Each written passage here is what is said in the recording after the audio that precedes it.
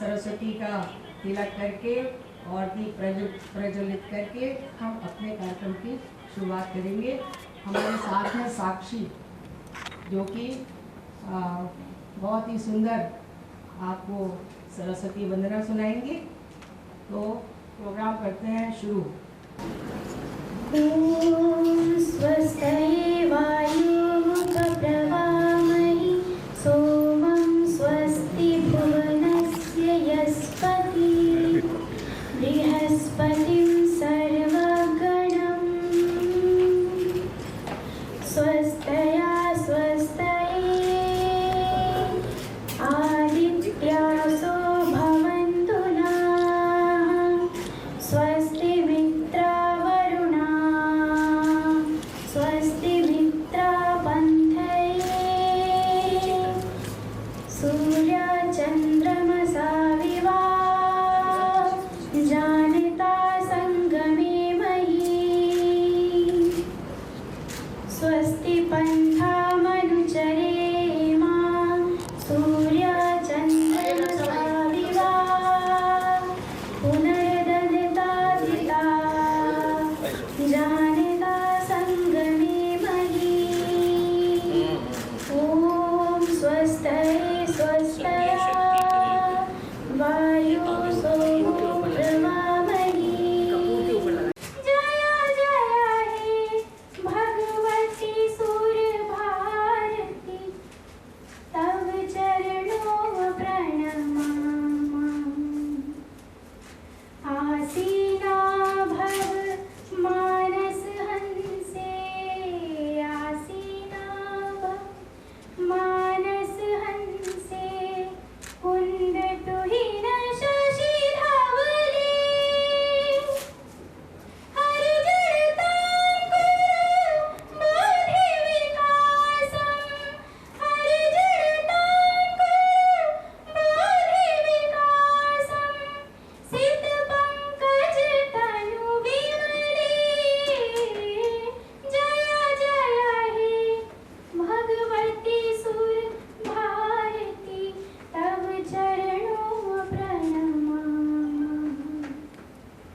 जय जय हे भगवती सुर भारती तव चरणों प्रणमामि ललित कलामयी ज्ञान विभामयी ललित कलामयी ज्ञान विभामयी वीणा पुस्तक धारिणी मतिरसानो तव पद कमले मतिरसानो तव पद कमले ऐकुंठा विषहरिणी जय जय हे भगवती सुर भारती तव चरणों प्रणमामि जय जय हे भगवती सुर भारती तव चरणों प्रणमामि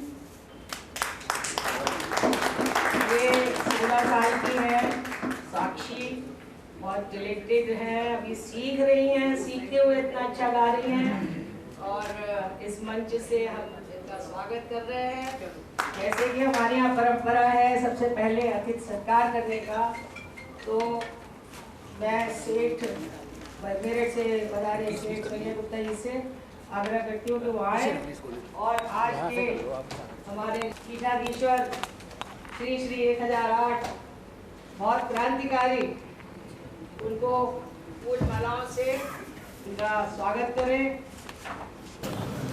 पूरे उत्तराखंड में अलग जगहें हैं और पूरे देश का भ्रमण कर रहे हैं।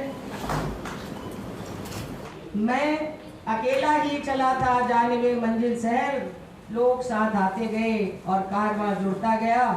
ये शेर उत्तराखंड के सांसद, लोकप्रिय सांसद श्री नरेश बंसल जी पे बिल्कुल मुफीद है, सही बैठता है, क्योंकि ये वर्षों से इन्होंने अपना जीवन जन सेवा के लिए समर्पित कर दिया और इसका श्रेय ये अपनी पत्नी को भी देना नहीं भूलते हैं, या बहनें हैं वो प्रसन्न होंगी ये जान के कि ये कहते हैं कि अगर हमारी पत्नी क्षमा देवी नहीं होती तो मैं ये सब अकेले नहीं कर सकता था। तो इनके विचार हम लोग सुनेंगे बंसल जी के, और काफ़ी कुछ हमें सीखने को मिलेगा। हमारे बीच में सब कुछ हो और अच्छा स्वास्थ्य ना हो तो भी बात नहीं बनती। तो हमारे बीच में है IMA के राष्ट्रीय अध्यक्ष श्री सहजानंद प्रसाद सिंह, इनका नाम है। पहले ये 10 रुपए लेते थे, 11 रुपए मरीज देखने के। फिर इन्होंने घर वालों ने ठेला ठाला कि कुछ तो बढ़ाइए ना, तो बोले ठीक है 25 रुपया कर देते हैं। तो 25 रुपया पे आए। फिर सबने कहा कि क्या है बाबूजी कुछ तो करिए, तो बोले अच्छा ठीक है दुगना कर देते। तो 50 रुपए पे आके रुक गए हैं, आगे बढ़ते ही नहीं, बोले अब कुछ नहीं होगा। तो ऐसे डॉक्टर्स जो बड़े बड़े लाइट्स लेकर देखने को नहीं मिलते, ऐसे मनीषी हमारे बीच में है। ये संत भी इससे जुड़े चले गए।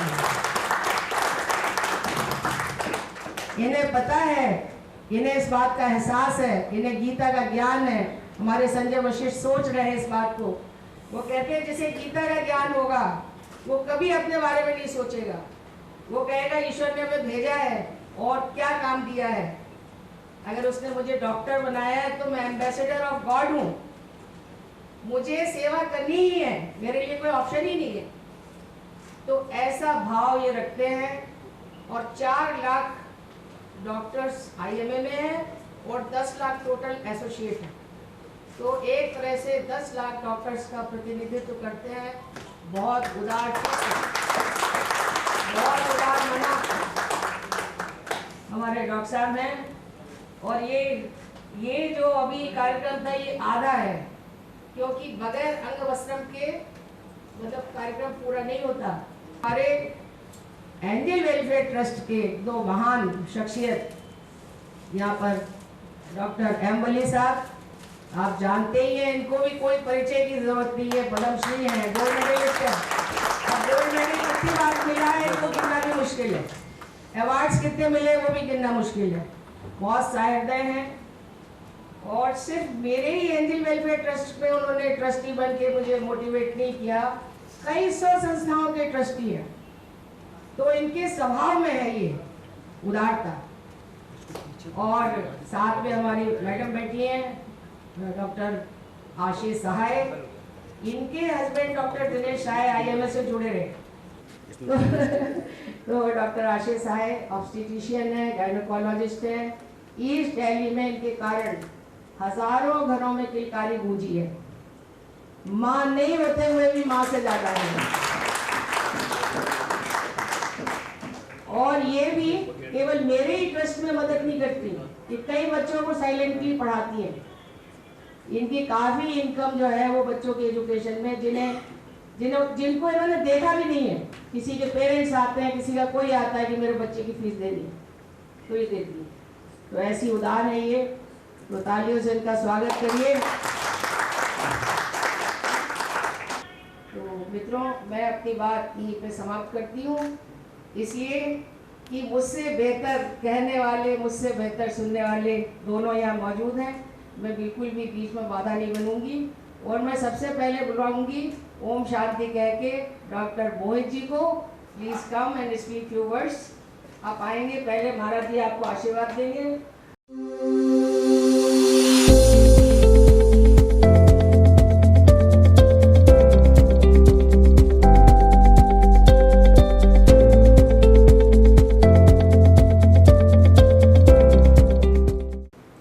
ओम शांति और बहुत बहुत शुक्रिया इस सम्मान के लिए। कुछ सुंदर से शब्द ध्यान में आते हैं कि कागज की कश्ती थी और नदी का किनारा था। कागज की कश्ती थी और नदी का किनारा था। खेलने की मस्ती थी, दिल की आवाज़ था। कहाँ आवे इस समझदारी की दलदल में, वो नादान बचपन ही बहुत प्यारा था। आज समय है नया भारत और नया सवेरा की बात करने के लिए। लेकिन इसमें एक शब्द की कमी मुझे महसूस होती है।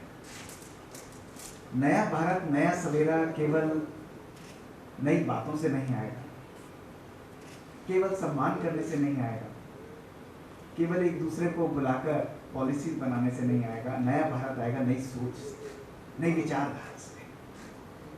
दोस्तों, जब हमारा संकल्प परिवर्तित होता है तो संकल्प के द्वारा हमारी दृष्टि परिवर्तित होती है, हमारी कृति परिवर्तित होती है, हमारी संस्कृति परिवर्तित होती है और हमारी वृत्ति परिवर्तित होती है।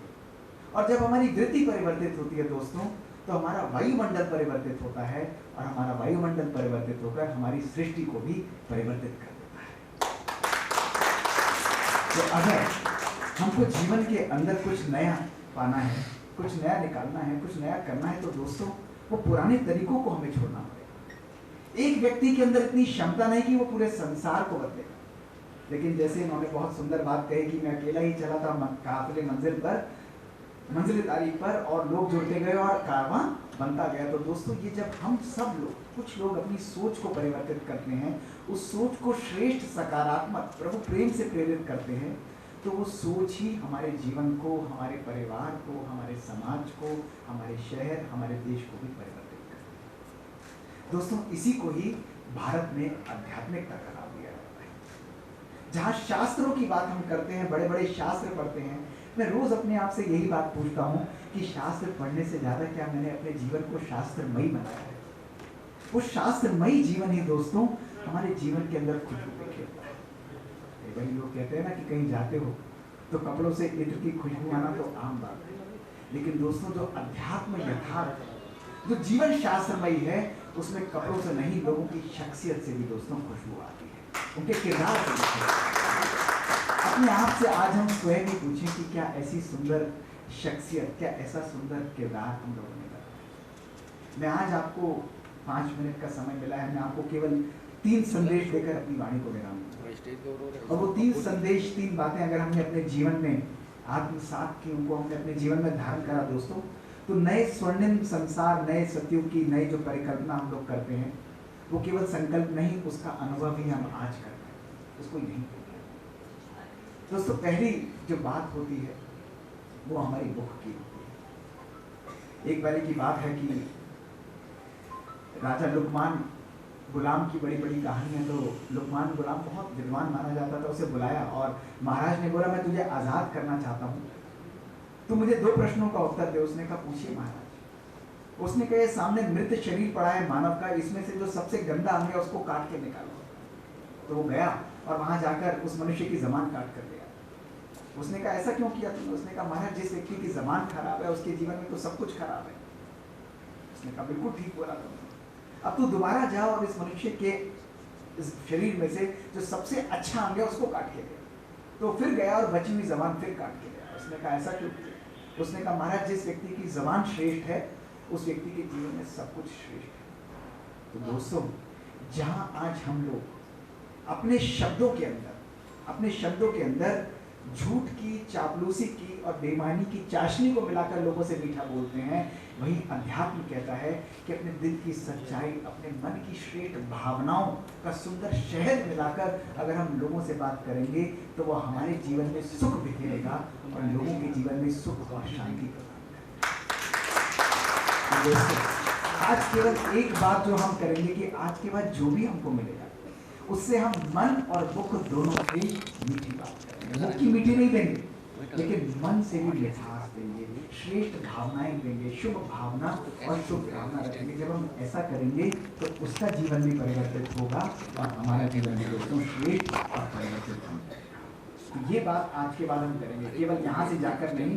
लोग कठिन होंगे, नेगेटिव होंगे, खराब होंगे, हमारे लिए बुरा भी करेंगे, लेकिन दोस्तों अगरबत्ती तो महकती रहती है। वो ये थोड़ी ना कहते हैं कि मैं कूड़े में जल रही हूँ, उसका काम है खुशबू बिखेरना। तो अपने जीवन में भी आप लोगों के लिए, संसार के लिए अगरबत्ती बनकर अपने आप को जला दीजिए। जब लोगों की बातों को हम अपने मन में रखते हैं, उनकी नेगेटिविटीज को मन में रखते हैं, तो एक व्यक्ति की बात एक दिन, 2 व्यक्तियों की बात 2 दिन, 10 दिन, 365 दिन में 365 लोगों की बात मन में रखी तो हमारा मन नहीं रहा। उसने अपनी तपस्या को छोड़ी, 1 दिन, 2 दिन, 3 दिन, 4 दिन, 5 दिन बीत गए, वो इतना परेशान हुआ और उसने अपने मित्र के पास जाकर बोला, तूने बहुत गलत काम किया। उसने कहा, मैंने क्या किया? उसने कहा आज से 5 दिन पहले उठाकर तूने उसे अपने सर पर रखा था, तुझे ऐसा नहीं करना चाहिए था। उसके मित्र ने बहुत सुंदर उत्तर दिया कि मित्र, मैंने तो आज से 5 दिन पहले केवल 5 मिनट के लिए उठाया था, तू तो पिछले 5 दिनों से उसे अपने सर पर उठाकर घूम रहा है। चीजें लेकर जा रहा हूँ, भारत से भी कुछ श्रेष्ठ चीज लेकर जाऊंगा। तो उन्होंने कहा यहाँ के महात्मा बड़े श्रेष्ठ होते हैं, महात्मा को ले जाओ। हमारे सामने भी देखिए कितने श्रेष्ठ बैठे हैं। ऐसा जमाना था, ऐसा भारत और महात्मा को पकड़कर उपस्थित किया गया। तो सिकंदर ने कहा कि तुम्हें मेरे साथ मेरे देश चलना है। तो महात्मा ने भी मुस्कुराते हुए बिना कुछ संयम खोए हुए से बोल दिया कि सिकंदर, मैं तुम्हारे देश तुम्हारे साथ नहीं रहूंगा। सिकंदर क्रोधित हुआ, अपनी तलवार निकाली, उस महात्मा के गले पर रखी और बोला कि मैं तुम्हारे टुकड़े टुकड़े कर दूंगा, तुम्हें मेरे साथ चलना ही पड़ेगा, मैं विश्व विजेता हूँ। महात्मा हंसने लगा और बोला कि सिकंदर, मैं तुम्हारे साथ बिल्कुल नहीं जाऊंगा, और अभी तुमने 2 बातें बोली हैं, दोनों बातें झूठ बोली। सिकंदर हैरान, ऐसा कभी किसी ने बोला नहीं। उसने तलवार नीचे की और बोला कि मैंने क्या गलत बोला। तो महात्मा ने बोला कि तुम मेरे टुकड़े टुकड़े कर दोगे, तुम ठीक कहते हो, तुम मेरे शरीर के टुकड़े टुकड़े कर सकते हो, लेकिन मेरी आत्मा, मेरी सोच, मेरे मन को तुम कभी नहीं मार सकते। जब मैं दोबारा जन्म लूंगा, अपनी इसी सोच के साथ जन्म लूंगा और अनेकों अनेक लाखों लोगों का दोस्तों कल्याण करूंगा। सिकंदर भी हैरान हो, उसने अपनी तलवार नीचे की और बोला मैंने दूसरी बात क्या गलत बोली। तो महात्मा हंसने लगा और बोला कि सिकंदर, तुमने अभी कहा था तुम विश्व विजेता हो, पर सच बताओ तो तुम तो मेरे गुलाम के भी गुलाम हो। तो सिकंदर ने कहा ऐसा क्यों कहते हो महात्मा। तो उसने कहा सिकंदर, क्रोध को मैंने अपने वश में किया है, और जिस क्रोध को मैंने अपने वश में किया है 5 मिनट पहले, उसी क्रोध ने तुमको अपने वश में कर रखा था। तो तुम तो मेरे गुलाम के भी गुलाम हो, तुम विश्व विजेता कहाँ तो अपने जीवन में आज के बाद नया सवेरा, नया देश लाने के लिए क्रोध और ऐसी चीजों को हम छोड़ कर जाएंगे। आप देखो, तभी सिकंदर ने कहा कि जब मैं इस दुनिया से जाऊं, इस देश से जाऊं, तो मेरा कब्र के बाहर मेरा हाथ खाली रखना, ताकि लोगों को पता लगे कि जिस व्यक्ति ने विश्व को जीता था वो खाली हाथ गया था। दोस्तों, हम अपने साथ केवल अपने कर्म, अपने संस्कार लेकर जाते हैं, अपने मेडल्स, अपनी उपाधियां नहीं लेकर जाते। लोग हमको एज अ कार्डियोलॉजिस्ट नहीं याद करेंगे, लेकिन हमारे श्रेष्ठ कर्म ही उनके स्मृति पटल पर, उनके हृदय पर वास करेंगे, जिसके द्वारा वो हमको जाने के बाद भी दुआएं देते रहेंगे, जाने के बाद भी सदा हमको याद करते रहेंगे। दोस्तों, अंत में केवल मैं आपको एक बात बताऊंगा, और यही बात कहते हुए वाणी को विराम दूंगा कि दोस्तों, इस भागती दौड़ती जिंदगी के अंदर जहाँ बी कॉम्प्लेक्स की गोली के साथ एक्सीलेटर दबता है और नींद की गोली के साथ ब्रेक लग जाता है, ऐसे समय पर अपने लिए भी योग की प्रक्रिया के लिए, आत्म उन्नति के लिए कुछ योगाभ्यास जरूर करें। इस पद्धति को पिछले 30 सालों से मैंने अपने जीवन में आत्मसात किया है। सवेरे 3 बजे, 3:15 बजे उठकर मैं रोज योग का अभ्यास करता हूँ, जिसके द्वारा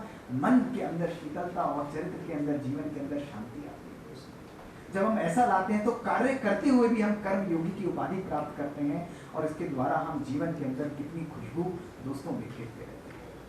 और ऐसे ही कुछ लोग एक बारी महात्मा के पास गए और उन्होंने बोला कि हमको समय नहीं है, हम कब जीवन में परिवर्तन लाएं।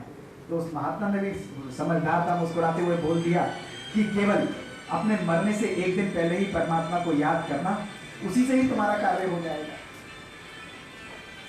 केवल अपने मरने से 1 दिन पहले ही महात्मा ने कहा कि तुम परमात्मा को याद करना, उसी से कार्य हो जाएगा।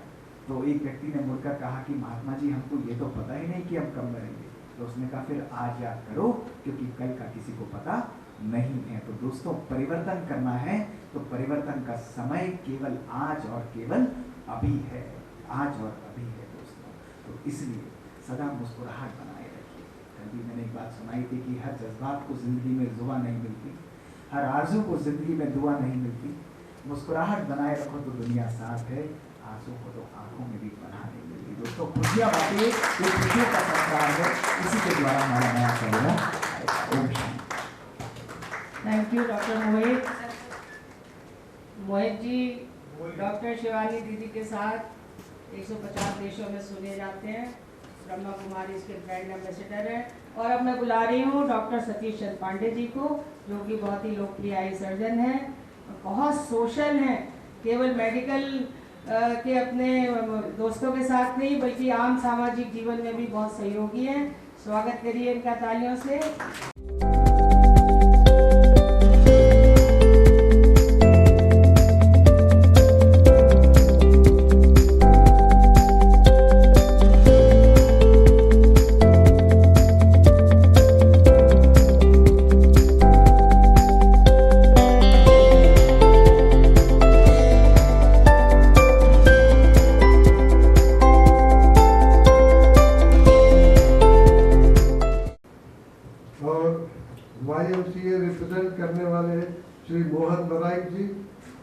और उनकी फैमिली डॉक्टर नीलम लेके चली गई थी।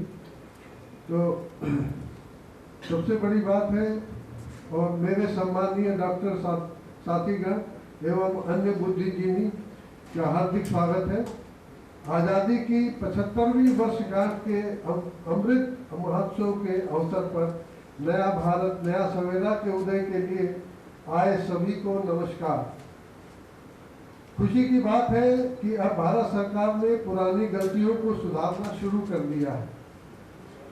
कश्मीर में 370 को हटाकर 35 से जिसको छुपाया गया था उसे भी हटाया गया, जिसका हटाना ऑलमोस्ट असंभव था, क्योंकि कश्मीर विधानसभा से पास होना जरूरी था। तो अतः गवर्नर रूल द्वारा तरीके से पास हो गया। कश्मीर के राजा हरि सिंह ने तो 370 और 35 लगाई गई थी। 1.5 साल बाद शेख अब्दुल्ला द्वारा पीएम नेहरू की संस्तुति के साथ वो लगी गई थी। जब पाकिस्तानी सेना द्वारा समर्थित उग्रवादी घुसपैठियों को भारतीय सेना द्वारा निकाला जा रहा था कश्मीर से, तो पीएम नेहरू द्वारा यूएनओ में जाना इतनी बड़ी गलती हुई कि पीओके का दंश आज तक झेलना पड़ रहा है। 3 तलाक का कानून मुस्लिम महिलाओं के लिए वरदान सिद्ध हुआ है। इल्लीगल रोहिंग्या और बांग्लादेशियों को निकालने की प्रक्रिया भी शुरू हो गई है। तो इस तरह हम लोग देख रहे हैं कि कितना ये नए सरकार से कितना फायदा हो रहा है, और डॉक्टरों की भलाई के लिए जो प्रॉब्लम्स काफी सालों से थी, अब आईएमए नेशनल प्रेसिडेंट द्वारा तरीके से किया जा रहा है इसका सोल्यूशन। कुछ तो हो भी गया है। पटना में वेरी पॉपुलर बिजी सर्जन होने के बावजूद अभी बताया गया कि तो 50 रुपये इनका अभी कंसल्टेशन फी अभी भी है, जबकि कहीं ऐसा इतना कम नहीं होगा। तो इतने पॉपुलर बिजी सर्जन होने के बावजूद बार बार मिनिस्टरों और ब्यूरोक्रेट से मिलने के लिए दिल्ली आना पड़ता है। हम लोगों को पूरा विश्वास है कि भविष्य में डॉक्टर्स के प्रॉब्लम और ये ब्यूरोक्रेट्स के बदले सीनियर लर्नेड डॉक्टर्स द्वारा ही होना चाहिए। आईएएस की परीक्षा में भी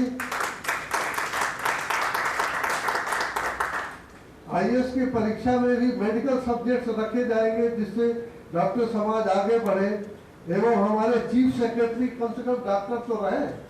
भाई हेल्थ के डिपार्टमेंट में और वो डॉक्टर न रहे तो वो क्या कर पाएंगे।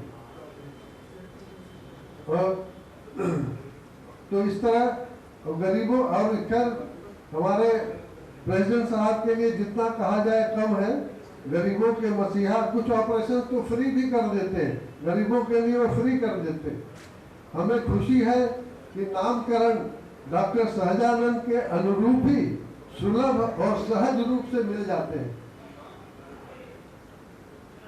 अच्छा, और दूसरा एमबीबीएस पास करते ही इंटर्नशिप के दौरान मैं चाहूंगा कि आईएमए का मेंबर बनना अनिवार्य कर दिया जाए, जिससे कम से कम हम लोग ज्यादा असरदार साबित होंगे। हमारी तकलीफों को गवर्नमेंट सुनेगी और कुछ न कुछ उसका उपाय भी होगा। तो ज्यादा वक्त न लेते हुए आप लोगों की मंगल कामना करते हुए long live IMA, long live IMA, long live IMA. Doctor साहब तो आईएमए के सभी कार्यों में सक्रिय रहते हैं, तो इनके लिए डॉक्टर्स के वेलफेयर की बात सबसे आगे रहती है। और चूंकि प्रोफेसर डॉक्टर सहजानंद प्रसाद जी महाराज जी मेरी दृष्टि में ये भी चूंकि किसान के बेटे हैं और खेत खलियान में काम किए हुए हैं, उनके दुख दर्द को समझते हैं, खुद मिट्टी में घुसे हुए हैं, माटी पुत्र हैं, तो सबको ये उम्मीद और भरोसा है कि इनके कार्यकाल में कुछ अच्छी बातें हो रही हैं और भी बेहतर होंगी। तो इन्हीं शब्दों के साथ मैं वर्धमान महावीर मेडिकल कॉलेज और सफदरजंग हॉस्पिटल के बहुत यशस्वी urologist, oncologist, kidney transplanter, robotics, और अब जो भी आगे आएगा वो भी सीख ही लेंगे, क्योंकि उसमें सीखने की बहुत गलत है। श्री अनूप कुमार गुप्ता जी आइए और 2 शब्द कहिए। इनके रहते हुए गवर्नमेंट फ्लैगशिप में काफ़ी प्रोग्राम्स हुए हैं, उसके बारे में ये स्वयं बताएंगे।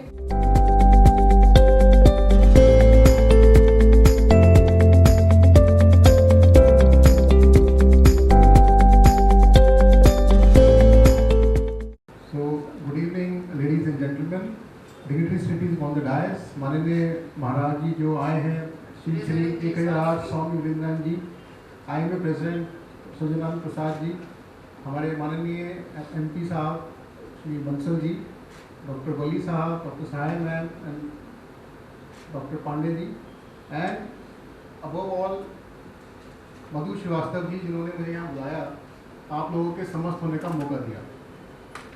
आज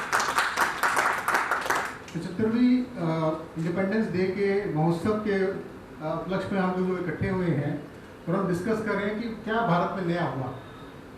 अभी डॉक्टर मोहित गुप्ता ने बहुत अच्छा हम लोगों को समझाया कि हम कैसे अपनी सोच बदल सकते हैं।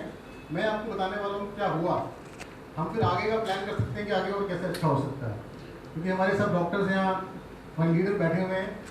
तो मैं बात करता हूँ पिछले 10 सालों, जब मैंने एम्स से अपनी पढ़ाई खत्म की, मेरे मन में था कि भारत में क्या नया कर सकते हैं जो विश्व में होता है और हम नहीं कर सकते। इसके लिए पहले मुझे भारत से बाहर जाना था, क्योंकि भारत से जब तक मैं बाहर नहीं जाऊंगा मैं कैसे सीखूंगा कि भारत में मैं कुछ ला सकता हूँ। तो मैंने अमेरिका जाने का फैसला किया 2010 में। तब मैं ऑलरेडी सफदरजंग हॉस्पिटल में हेड ऑफ डिपार्टमेंट बन चुका था, पर मुझे कुछ करना था। तो मैंने MLE पास किया। MLE आप समझते हैं, जो डॉक्टर सब जानते हैं, 3 साल मैंने लग के पढ़ाई की है कि world class expertise, world class infrastructure at no cost, ये 3 चीज़ें उन्होंने बताई थी, जिसके ऊपर हमने सबने अमल किया। अब हमने वहाँ पर इंफ्रास्ट्रक्चर तो बहुत बढ़िया लगा दिया, फिर बात आई कि क्या क्या लगा सकते हैं। फिर हमने रोबोट की बात की, तो सबने कहा भारत में रोबोट क्या करेगा, भारत में तो गरीबी इतनी है, आप रोबोट का क्या करेंगे, इतना महंगा सामान क्या करेंगे। फिर समझाया गया कि जब विश्व में रोबोट इतनी बढ़िया सर्जरी कर रहा है, तो क्यों ना जब भारत चांद पे जा सकता है तो भारत रोबोट क्यों नहीं लगा सकता। इसी तरह से हमने मंत्रालय को जब ये आश्वासन दिया और उन्होंने ये रोबोट हमारे सब्सिडी में लगाया, जो कि पहला रोबोट लगा पूरे सेंट्रल गवर्नमेंट हॉस्पिटल्स में। तो आप देखते हैं कि पिछले 10 सालों में एम्स में रोबोट लगा, लेकिन गवर्नमेंट अस्पतालों में सिर्फ 7 या 8 जगह लगा, लेकिन कहीं इतना ज़्यादा कारगर नहीं हुआ। लेकिन मैं देखता हूँ कि अगले पिछले 5 सालों में एक क्रांति सी आई हुई है, जब से हमारे हेल्थ मिनिस्ट्री ने इसको टेक ओवर किया है। और मैं सभी हेल्थ मिनिस्टर्स का शुक्रिया अदा करूँगा, मैं एक का नाम नहीं लूँगा, JP नड्डा जी, हर्षवर्धन जी और मनसुख मांडविया जी सभी दिशा में काम कर रहे हैं। और अब आप देखेंगे कई सेंट्रल गवर्नमेंट हॉस्पिटल और अदर हॉस्पिटल्स में रोबोट लगने वाले हैं।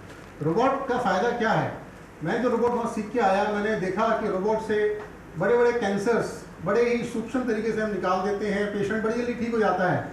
अब एक आम आदमी तो रोबोट सर्जरी करा नहीं सकता है। आप मेदांता जाते हैं, मैक्स जाते हैं, वहाँ 8 लाख रुपए लगते हैं। तो स्वामी जी, कोई भी मरीज सोच ही नहीं सकता कि मैं रोबोट से सर्जरी कराऊंगा। लेकिन भारत सरकार के कारण सदर अस्पताल एक ऐसा अस्पताल, अकेलौता अस्पताल पूरे भारत में है जहाँ सब कुछ फ्री ऑफ कॉस्ट होता है। रोबोट की सर्जरी फ्री होती है, किडनी ट्रांसप्लांट फ्री होता है, और तो लाइफ लॉन्ग ड्रग्स जो ट्रांसप्लांट के बाद हमें देनी पड़ती है 10,000 रुपये, आप जानते हैं पर मंथ का खर्चा। एक आदमी जो मजदूर है, किसी कमाई 10,000 रुपये कैसे करेगा, वो भी लाइफ लॉन्ग फ्री हम पिछले 9 साल से दे रहे हैं। तो ये एक नए भारत का उदय है। मैं इसलिए बोलता हूँ कि ये सिर्फ एक छोटा मैंने एग्जाम्पल दिया, ऐसा ही एग्जाम्पल्स हर एक देश के कोने कोने में हो रहे हैं। चाहे हम पटना की बात करें, चाहे हम किसी और राज्य की बात करें, सभी जगह इस तरह के चेंजेस आ रहे हैं। तो ये मैं देखता हूँ मेरा नया भारत। अब चाहता हूँ, बताइए मैं क्या करूँ। उन्होंने मुझे एक पोर्टल बना के दिया मिनिस्ट्री हेल्थ ने, उसको कहते हैं ऑनलाइन ई एजुकेशन पोर्टल। उन्होंने कहा आप इस पर क्या कर सकते हैं। मैंने कहा सर, मैं भारत में पहली बार लाइव सर्जरी शुरू करना चाहता हूँ। मैं लाइव सर्जरी करके दिखाऊंगा और संसार के 20 देश इसको देखेंगे भारत के अलावा। उन्होंने बोला ऐसा होगा। मैंने कहा सर हम कोशिश करते हैं। मैंने आज से 5 साल पहले वो चालू किया और हम हर महीने 2 ऐसी वेबकास्ट करते थे जिसमें रोबोटिक और लैब सर्जरी दिखाते थे। अब आपको जान के बड़ी खुशी होगी कि हमने 5 साल में 150वीं वेबकास्ट की आज से 1 महीने पहले, और 300 सदी इकट्ठी दिखाई, जो कि 20 कंट्री देख रही थी। इसको हमारे माननीय हर मिनिस्टर ने अपलोड किया और ट्वीट किया। उन्होंने बताया कि भारत भी एक में विश्व का सिरमौर बन सकता है टेक्नोलॉजी के मामले में, क्योंकि हमने दिखाया कि हम टेक्नोलॉजी यूज कर रहे हैं भारत में। लोगों ने मुझसे पूछते हैं भारत के बाहर आप कैसे यूज कर सकते हैं, भारत में तो कुछ है ही नहीं ना तो खाने की। मैंने कहा आप तो वो भारत को भूल जाइए, आज से 20 साल पहले वाला भारत नहीं रहा है। आइए इंडिया में और देखिए हमने कितनी तरक्की की है। तो ये टेक्नोलॉजी मैंने आपको बताया एक एग्जाम्पल है। ये ना सिर्फ, फिर हमने नेक्स्ट सोचा कि क्या मैं एक टेलीमेंट्री एक चीज होती है, टेली सर्जरी एक चीज होती है, जो मैंने अमेरिका में सुना था, इंडिया में कर सकते हैं क्या, क्यों नहीं कर सकते हैं, हमारे लोग तो टैलेंटेड हैं। तो मैंने टेलीमेंट्री के लिए प्रयास किया। आज से 3 महीने पहले मैंने एक सॉफ्टवेयर लाया फ्री ऑफ कॉस्ट डेमोन्स्ट्रेशन के लिए अमेरिका से, और हमने पहली टेलीमेंट्री न्यूरोलॉजी में की, जिसको टाइम्स ऑफ इंडिया ने पब्लिश किया और हमारे मंत्री जी ने फिर उसको ट्वीट किया। तो फर्स्ट टेलीमेंट्री इन कंट्री जो हमने किया, जिसमें हम क्या करते हैं, यहाँ बैठ के हम सर्जरी कर रहे हैं और हम जो एक अहमदाबाद में बैठ के सर्जन है उसको मैं गाइड कर सकता हूँ, जो है टेलीमेंट्री। ये हमारा भारत बदल रहा है। ये कल्पना मैंने खुद नहीं की थी। 2010 में जब मैं भारत से बाहर गया था, मेरे को नहीं पता था कि ये सब हो पाएगा। ये मैंने एग्जाम्पल आपको दिए, सारे विश्व में हो रहा है लेकिन भारत में भी हो रहा है। और अब भारत की तरफ विश्व बड़े सम्मान से देखता है। स्पेशली मैं मेडिकल एजुकेशन की तरफ से कह सकता हूँ, क्योंकि इस समय 20 कंट्री हमें देखती हैं तो हमारी तरफ बड़े आदर से देखते हैं। तो Indians are respected all over, again because of policy of government of India. हमारे माननीय एमपी साहब बैठे हैं, और ऑफ कोर्स हम, ये तो हो गया मेडिकल एजुकेशन। मेडिकल एजुकेशन में अध्यात्म का भी बड़ा रोल है। इसलिए मैं एग्री करता हूँ मोहित गुप्ता जी से कि हमें एक तरफ तो प्रयास करते रहना है कि हमारी एजुकेशन बढ़िया हो, मेडिसिन अच्छी हो, साथ साथ टेक्नोलॉजी विश्व हमें तरफ देखेगा, विश्व हमारे को फॉलो करेगा। पहले हम विश्व को फॉलो कर रहे थे, अब वो हमें फॉलो कर रहा है। ये आगे का हमारा फ्यूचर है। 21st सेंचुरी में इंडिया वर्ल्ड हो भी सकता, क्योंकि हम सब लोग मिलकर प्रयास करेंगे। गवर्नमेंट ऑफ इंडिया के अलावा doctors association, doctor Surendra Prasad ji खुद इतने बड़े सर्जन हैं वर्ल्ड क्लास, और ये भी जगह जगह जाकर यही दिखाते हैं कि डॉक्टर्स, इंडिया के डॉक्टर्स से अच्छे डॉक्टर्स पूरे वर्ल्ड में नहीं है। आप किसी रोड में चले जाएं, अमेरिका में चले जाएं, वहाँ के टॉप रोबोटिक सर्जन सब इंडियंस हैं। बट वो इंडिया जाके अमेरिका जाके बस गए बिकॉज यहाँ उनका सम्मान उचित नहीं हुआ। लेकिन अब भारत चेंज हो रहा है। अब आप देखेंगे सब वहाँ से छोड़ के इंडिया वापस आ रहे हैं। तो इसलिए ये एक नया चेंज है, अमेरिका छोड़ के वापस इंडिया आना, यूरोप छोड़ के वापस इंडिया। तो मेरा एक आपको बताने का एक तरीका था कि भाई एजुकेशन में क्या चेंज हो रहा है, मैंने आपको बताया। अब मैं आपसे और ज़्यादा वक्त नहीं लूँगा, और बहुत धन्यवाद मुझे बुलाने के लिए। बट मैं पूरा आश्वस्त हूँ, आने वाले सालों में हम और बड़ी रिकॉर्ड्स बनाएंगे पूरे एजुकेशन में। उसके लिए हमारे IMA एसोसिएशन है, मिनिस्ट्री है, और ऑफ कोर्स हमारे जो महात्मा गुरुज हैं, हमें उनका भी ब्लेसिंग सी होगा, क्योंकि सिर्फ हमारे एक क्वालिफिकेशन से कुछ नहीं होता है, अंदर से भी हमें चेंज करना पड़ेगा अपने आप को। Thank you, thank you, thank you doctor, thank you doctor Anoop Kumar Gupta ji. अब ये देखिए आप कि पहले मोहित जी ने अंतर यात्रा की बात की और इन्होंने भी वही बात की, यानी डॉक्टर्स भी आध्यात्मिक ऊर्जा और चेतना की बात कर रहे हैं। ये हमारे स्वामी वीरेंद्रानंद जी के का ही प्रभाव है। तो अब मैं बुलाना चाहूँगी Padma Shri gold medalist doctor Mohsin Wali ji को कि वो आए और 2 शब्द कहें। और वली साहब जो है ना बहुत स्पिरिचुअल है, बहुत मल्टी टैलेंटेड है, इन्हें बहुत सुंदर गीत भी आता है, इन्हें गजलें भी आती हैं, लेखक भी हैं। तो मैं गायत्री मंत्र से शुरुआत करता हूँ, और ये बड़ा शक्तिशाली मंत्र है। भगवान महाराज के आशीर्वाद से मुझे भी शक्ति दे कि मैं आपसे 2 शब्द कह सकूं और 2 मिनट में कह सकूं, इसलिए शक्ति मांग रहा हूं। ओम, आप लोग भी पढ़ सकते हैं मेरे साथ। ओम भूर्भुवस्सुः तत्सवितुर्वरेण्यं भर्गो देवस्य धीमहि धियो यो नः प्रचोदयात्। मुझे इससे शक्ति मिलती है। परम आदरणीय पूज्य स्वामी वीरेंद्र आनंद जी और हमारे परम पूज्य राज्यसभा के माननीय सदस्य डॉक्टर बंसल साहब, मैंने आपको अभी नरेश कहना बाकी है, आप हमारे राजा हैं। अंग्रेजी में भी नाम ऐसे ही लिखे जाते हैं, गुप्ता कौमा मोहित, आप सबको मोह लेते हैं। तो एक राजा, एक गुरु, धर्म गुरु, और उसके साथ आज दो आनंद हैं। शुरू में आनंद की बात हुई थी ना, आज हमारे आंगन में आनंद बरसा है। तो हमारे साथ सहजानंद साहब भी हैं और हमारे महाराज स्वरूपानंद साहब भी हैं, तो दो डबल आनंद हैं यहाँ। तो आज का दिन बड़ा अच्छा है। डॉक्टर आशी हैं और हमारे डॉक्टर साहब तो है ही। महाराज जी की कृपा है आज, और मुझे सौभाग्य प्राप्त हुआ है कि महर्षि महेश योगी जी के आश्रम में जाके कभी मैंने उनको देखा है। उस जमाने में मोबाइल फोन नहीं होते थे। महेश योगी साहब बैठे थे, महर्षि साहब, और उनके चारों तरफ 14-15 PNT वाले फोन रखे हुए थे अलग अलग रंगों के। तो मैं देख के भावुभूत हो गया।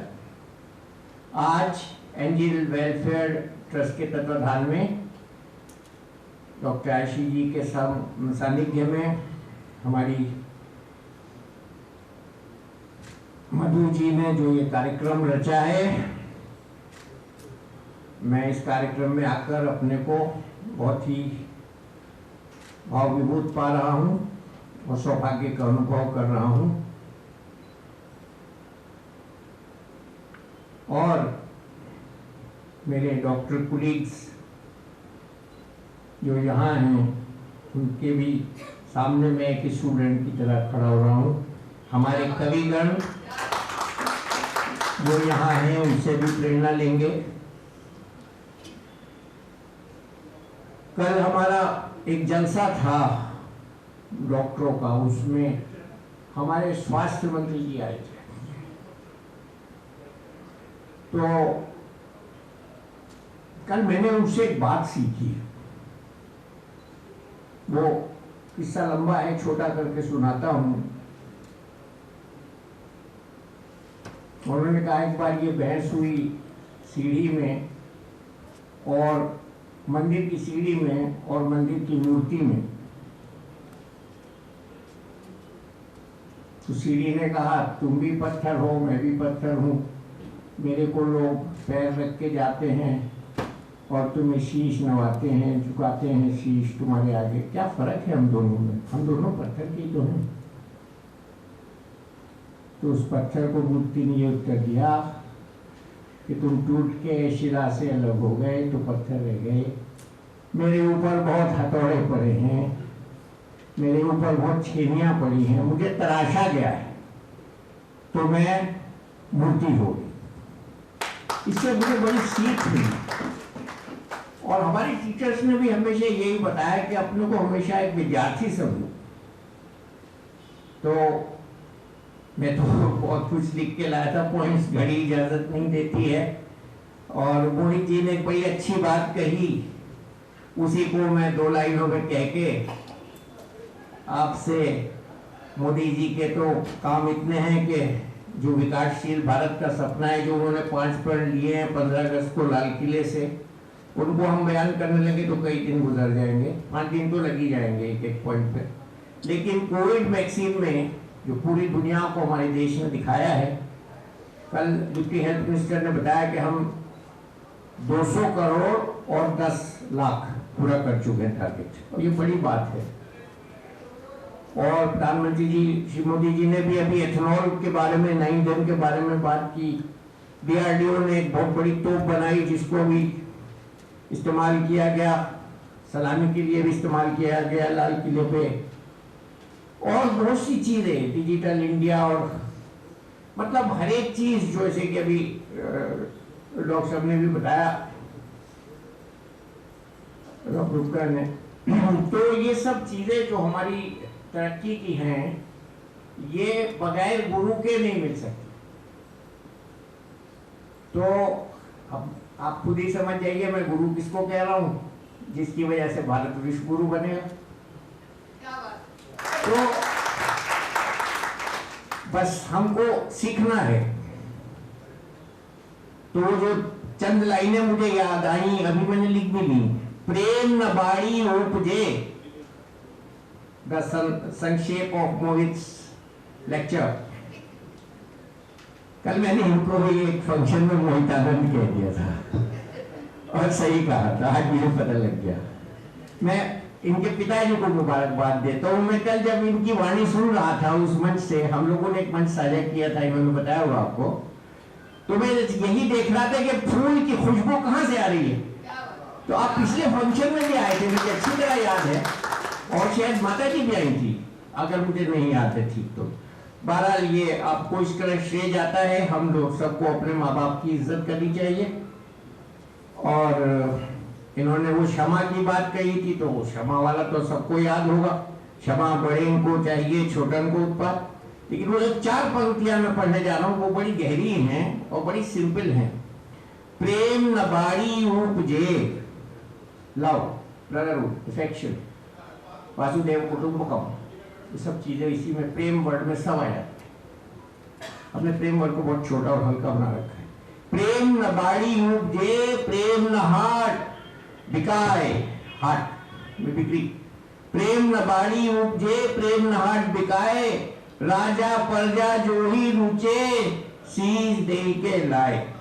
So we have to humbly bow towards the master, towards the God.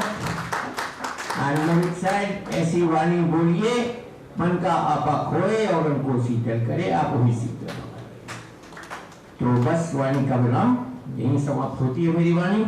और आप सबसे आशीर्वाद लेते हुए मैं आज के प्रोग्राम की कामयाबी के लिए मधु जी के प्रयासों की सराहना करते हुए और आप सबका भी धन्यवाद करते हुए जो आप यहाँ आए वर्किंग डे में, आफ्टरनून में, हमारे मेहमानों को हमको सुनना है, इसलिए मैं बहुत जल्दी यहाँ से हट रहा हूँ। धन्यवाद। हमारे बीच में 2 बड़े यशस्वी कवि मौजूद हैं। रोज रोज गिरकर भी मुकम्मल खड़ा हूँ मैं, ऐ मुश्किलों देखो मैं तुमसे कितना बड़ा हूँ मैं। तो ये कह के मैं राष्ट्रीय कवि श्री संजय वशिष्ठ जी को आमंत्रित कर रही हूँ।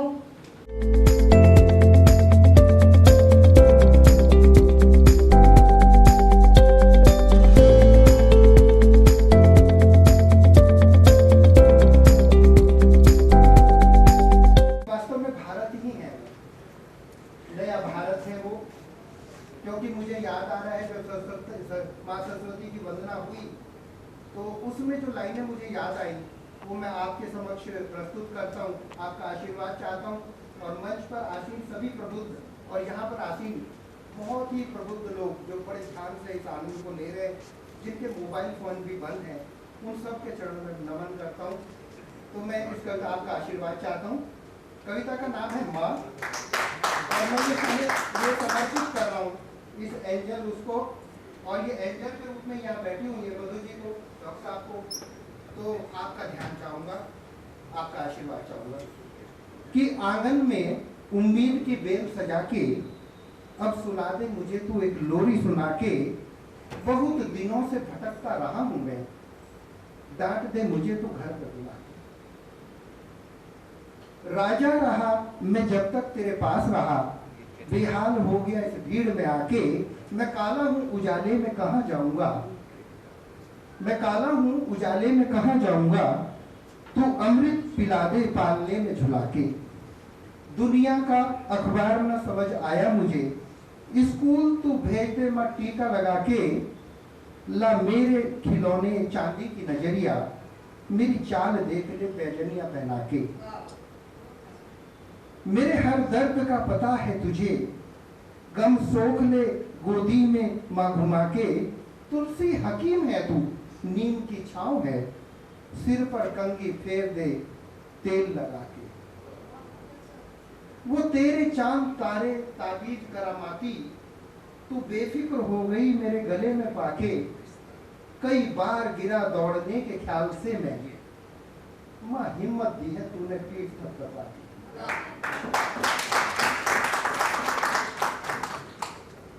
हंसकर उछाल मुझे लपक ले हाथों में, हंसकर उछाल मुझे लपक ले हाथों में, मैं भी दुनिया देख लूं आसमान में जाके, शहर का शोर बहुत चीरता है मुझे, शहर का शोर बहुत चीरता है मुझे, मैं गांव ले चल तांगे में बैठा।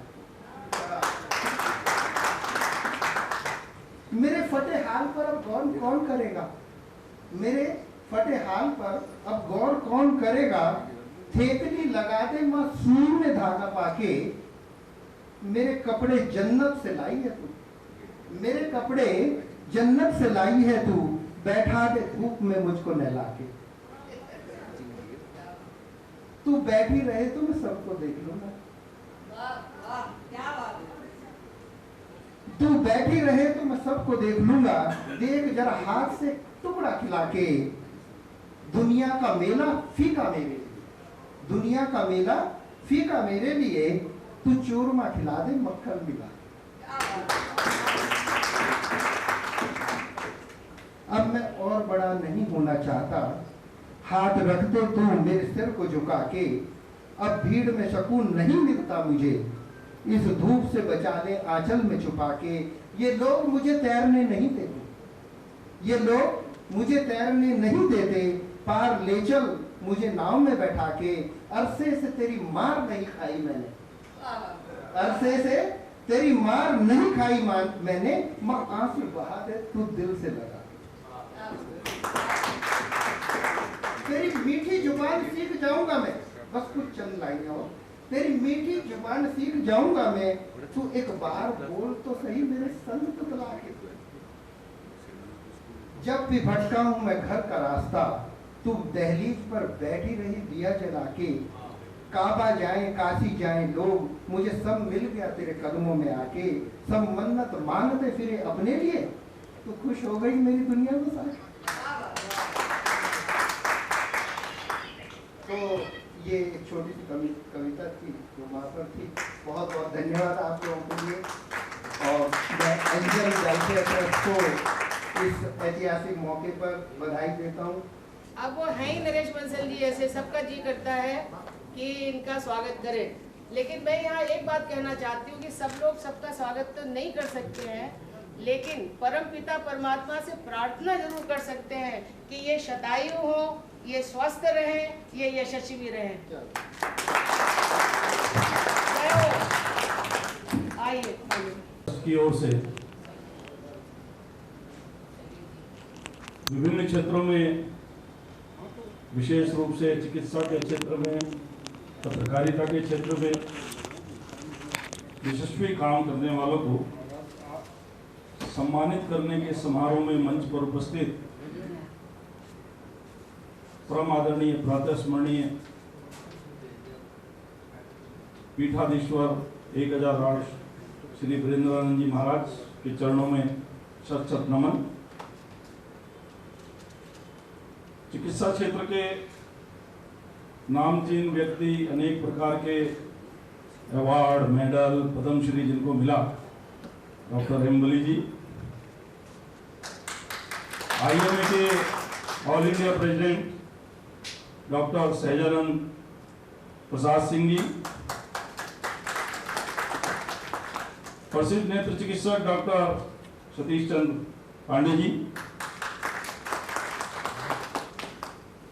आदरणीय आशीष सहाय जी, और मूर्धन्य पत्रकार बहन कुसुम श्रीवास्तव जी, मधु श्रीवास्तव जी,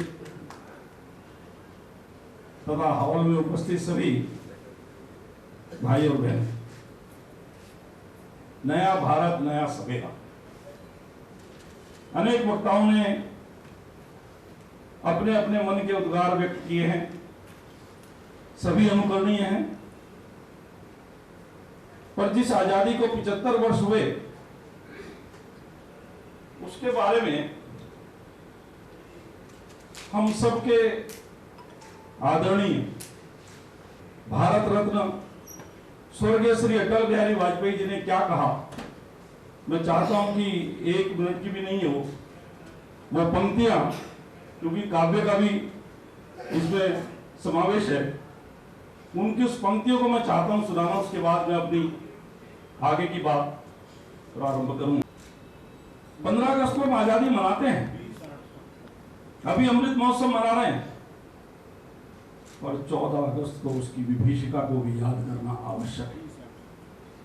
किस प्रकार से हमने आजादी पाई, एक एक शब्द अटल जी की कविता का हमको वो दृश्य भी याद दिलाता। मैं उस दृश्य भी नहीं जाऊंगा, लंबा भाषण हो जाए। किस प्रकार से माताओं बहनों की अस्मत लुटी, किस प्रकार से लाखों करोड़ों लोगों को इधर से उधर आना जाना पड़ा, सब कुछ छोड़कर। उनके पास क्या नहीं था, लाशों से भरी हुई रेलें आई। हम सब ने भी कहा शरणार्थी आए, शरणार्थी शब्द प्रयोग किया अपने ही देश के अंदर शरणार्थी, और उन्होंने अपने पुरुषार्थ से मेहनत से इतना खड़ा किया कि आज हम कह सकते हैं कि वो शरणार्थी नहीं पुरुषार्थ करके दिखाया। संकल्प लेने की आवश्यकता है। आजादी का अमृत काल प्रारंभ हुआ है, 75 वर्ष पूरे हो गए। कविता की अंतिम पंक्तियां हैं, हम सबको संकल्प लेना होगा, भारत को फिर अखंड बनाएंगे। उस ओर हम आगे बढ़ रहे हैं। अभी लगता होगा बहुत सारे, कोई भी अच्छा काम होता है बहुत सारे व्यवधान आते हैं। हम अपनी संस्कृति के आधार पर विश्व में पूरे स्थापित होने जा रहे हैं। हमने कहा वसुधैव कुटुंबकम, हमने केवल कहा नहीं है, उसको चरित्रार्थ करके दिखाया है। सदियों का इतिहास साक्षी है। हमने किसी पर हथियारों को लेकर, तलवारों को लेकर हमला नहीं किया, हमने लोगों के दिलों पर राज किया।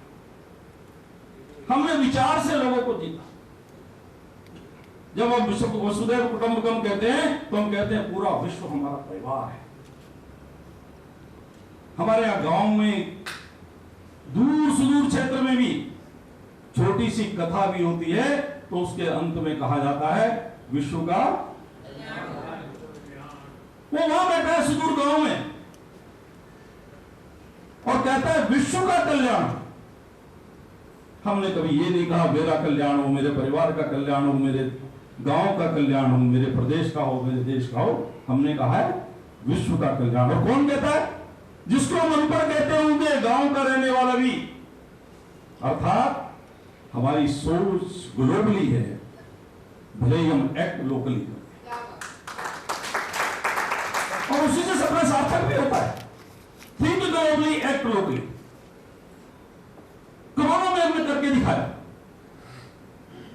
जिस कोरोना में विश्व की सबसे बड़ी स्वास्थ्य सेवाएं ध्वस्त हो गई, वो इटली होगा, अमेरिका होगा, जर्मनी होगा, जापान होगा, सारे डॉक्टर मित्र हमारे बैठे। उसमें हमने अपनी आचरण पद्धति के आधार पर,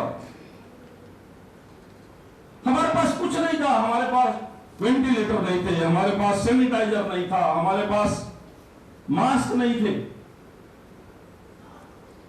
लेकिन हमने लॉकडाउन में किस प्रकार से हमारे डॉक्टर ने, पैरामेडिकल स्टाफ ने जिस कोरोना के पीड़ित को उसके परिवार वाले छूने से इंकार करते थे, उनकी सेवा करने में अपनी जान जोखिम में डाली। ये भारत का विचार है, आध्यात्मिक विचार है। हमारे लगभग 1600 डॉक्टर और पैरामेडिकल स्टाफ उसमें शहीद हो गए। मैं उनको शहीद ही कहता हूं, कोरोना वॉरियर। सरकार ने भी अपना वादा किया, 1616 जो हुए, 808 करोड़ रुपया, 50 लाख रुपए प्रति व्यक्ति उनके खाते में तुरंत देने का काम किया। हालांकि उससे उनकी शहादत को तोला नहीं जा सकता, लेकिन जो कुछ भी क्षतिपूर्ति कर सकते हैं सरकार ने भी अपना कर्तव्य किया। हमने अपना ही नहीं किया, 150 देशों को मेडिसिन दिए, 150 देशों। हमें यहां तक कहा कि हम आपको वेंटिलेटर देते हैं, आप हमको मेडिसिन दे दो। हमने कहा वेंटिलेटर दो ना दो, हम मेडिसिन देंगे। ये भारत का विचार है। आज विश्व के अंदर अभी चर्चा हो रही थी कि 8-10 साल में कितनी प्रगति मेडिकल के क्षेत्र में, डॉक्टर साहब ने बताया, मैं उससे सहमत हूं। मेरा चाइना बॉर्डर पर बैठा हुआ व्यक्ति टेलीमेडिसिन का आज लाभ उठा रहा है, हम दे रहे हैं उसको। आज रोबोट के हर क्षेत्र में, डिफेंस के क्षेत्र में हम इंपोर्ट करते थे सब चीजों को, आज हम एक्सपोर्ट कर रहे हैं। पिछले 7-8 सालों में 10,000 करोड़ का हमने एक्सपोर्ट किया है। आज हमारी ब्रह्मोस अन्य देश खरीद रहे हैं। मेट्रो कोचेज अभी हमारी ऑस्ट्रेलिया में खरीदी। आत्मनिर्भर भारत की ओर हम आगे बढ़ रहे हैं। आपदा को हमने अवसर में बदला है। पहली बार देश के अंदर ऐसा देखने को मिला, क्योंकि 100 साल में कोई विभीषिका आती है। जहां जगह जगह पर प्रदर्शन हुए, भारतवर्ष में कोई प्रदर्शन कोरोना में नहीं हुआ। 80 करोड़ लोगों को 25 महीने तक, क्योंकि उनकी नौकरी छूट गई, उनका आमदनी खत्म हो गई, उनका ध्यान रखा गया। डीबीटी से जो पैसा जिनके खाते में जाना चाहिए वो गया। उसके अलावा 80 करोड़ लोगों को 25 महीने तक मुफ्त राशन देने का काम विश्व में किसी ने किया तो भारत देश ने किया। भूख से कोई मरा नहीं, कोई दुकान गोदाम लूटा नहीं। विश्व का सबसे बड़ी जनसंख्या का देश चाइना के बाद है। 200 करोड़ लोगों को हमने वैक्सीनेशन किया। पहली बार देश के अंदर हुआ। डॉक्टर साहब मेरे मित्र यहां बैठे हैं, बताएंगे कि पहले जितनी महामारी आती थी पूरे विश्व का वैक्सीनेशन होता था, तब 15 या 20 साल के बाद हमको वैक्सीन मिलती थी। बोलो मिलती थी कि नहीं डॉक्टर साहब? पहली बार हुआ है। हमने अपने डॉक्टरों पर विश्वास किया, साइंटिस्टों पर विश्वास किया, और विश्व के 7-9 महीने के अंदर वैक्सीन आ गई। और हमने अपने यहां नहीं, लगभग 48 देशों को वैक्सीन भी हमने दिए। वैक्सीन देने का भी काम किया। सबसे बड़ा वैक्सीन ड्राइव हमने चलाया। WHO ने कहा है कि भारत का अनुसरण करें किस प्रकार से वैक्सीनेशन हो सकता है। तरह तरह की अफवाह फैलाने का काम हुआ। किसी ने कहा ये तो मोदी जी की वैक्सीन, किसी ने कुछ। मैं उसमें नहीं जाना चाहता, लेकिन हमारा जो विचार है, अभी योग की बात आ रही थी, सब लोग कर रहे हो। डॉक्टर मनोज जी ने कहा, मोहित जी ने, आज विश्व के 200 देश 21 जून को योग मनाते हैं, योग करते हैं।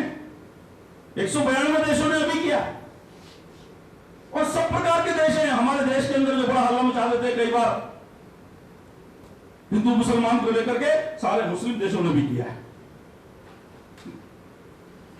तो इस प्रकार से देश में परिवर्तन हो रहा है। 75 वर्षों में जो परिवर्तन देखने को, मैं उस पर नहीं जाऊंगा। 75 वर्षों में हमने बहुत कुछ किया है, जैसी क्षमता थी, जैसा हुआ, जैसी नीति थी हुआ। लेकिन आज एक ईमानदार छवि का नेता प्रधानमंत्री बना है, जो केवल जीता है तो देश के लिए जीता है, अपने या अपने परिवार के लिए नहीं जीता। ये विरोधी भी कहते हैं। आज हमें चिंता यही है। इसलिए भारत को आत्मनिर्भर बनाना है। अभी डॉक्टर वली कह रहे थे 15 अगस्त को लाल किले के प्राचीर से 5 पर्ण करने के लिए कहा। कौन से 5 पर्ण? वो यही है कि देश को इस अमृत काल से प्रारंभ होकर 25 वर्षों के अंदर देश को विकसित राष्ट्र बनाना है। अब ये विकासशील देश राष्ट्र बनेगा, देश को संकल्प लेकर के चलना है। लेकिन उस संकल्प को पूरा करने के लिए सबसे पहले हमको गुलामी की जो मानसिकता हमारे मस्तिष्क के अंदर है, उसको एक एक अंश बाहर निकालना पड़ेगा।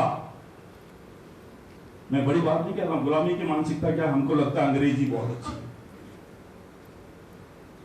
ये चूंकि हम गुलाम रहे, अंग्रेजों के गुलाम रहे, इसलिए गुलामी की मानसिकता है। हम भी सुबह सुबह व्हाट्सएप पर करते हैं गुड मॉर्निंग, और वो गुड मॉर्निंग 2-3 घंटे के बाद गुड नून में बदल जाती है। फिर 2-3 घंटे के बाद गुड आफ्टरनून में बदल जाती है। फिर गुड इवनिंग, गुड नाइट। पता नहीं हमारी संस्कृति में कितना है। सब प्रातः कहो, दोपहर कहो, शाम को कहो, सब नमस्ते, हर समय नमस्ते ही है।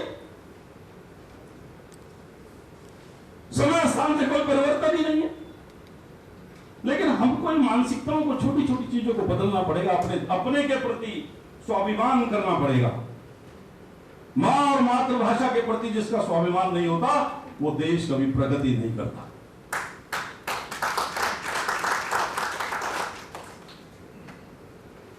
बहुत अधिक कहना, महाराज जी का हमको मार्गदर्शन मिलेगा। हम तो केवल जो संतों का मार्गदर्शन मिलता है उस पर अपना कदम आगे बढ़ाने का प्रयास करते हैं, चाहे वो राजनीतिक क्षेत्र में हो, धार्मिक क्षेत्र में हो, सामाजिक क्षेत्र में हो। मैं जिस संगठन का कार्य करता हूं, हमने तो यही सीखा है कि जो संतों का आदेश हो, जो मार्गदर्शन हो, उसका पालन करना है, व्याख्या करना उनका काम है। हमारा तो सिपाही की तरह उसकी रक्षा करना काम है। हम उस ओर आगे बढ़ रहे हैं। आप सबका आशीर्वाद चाहिए। बहुत बहुत धन्यवाद। नमस्कार। अब मैं बुला रही हूँ श्री राष्ट्रीय अध्यक्ष महोदय को, श्री सहजानंद प्रसाद महाराज जी को, वो आए और अपना उद्बोधन करें। सबसे आखिर में हम लोग जो है ना आखिरी प्रेरणा लेके फिर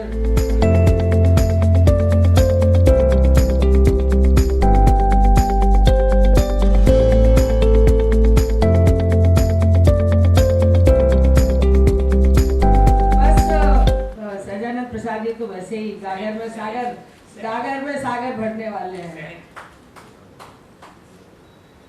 तालियों के साथ भाई, हम कम नहीं है। ऐसे मनीषी जो शहर में रहने की कोई इच्छा नहीं रखते, अपने लोगों के बीच में, अपने मिट्टी के हैं, अपने मिट्टी के साथियों के साथ ही रहेंगे। और आज भी खेतों में काम करने में कुछ वो नहीं है, कोई तकलीफ नहीं है। ओम नमो भगवते वासुदेवाय। हर आदमी को दिन रात में 2-4 बार अवश्य होना चाहिए और कृष्ण भगवान का स्मरण करना चाहिए, जिससे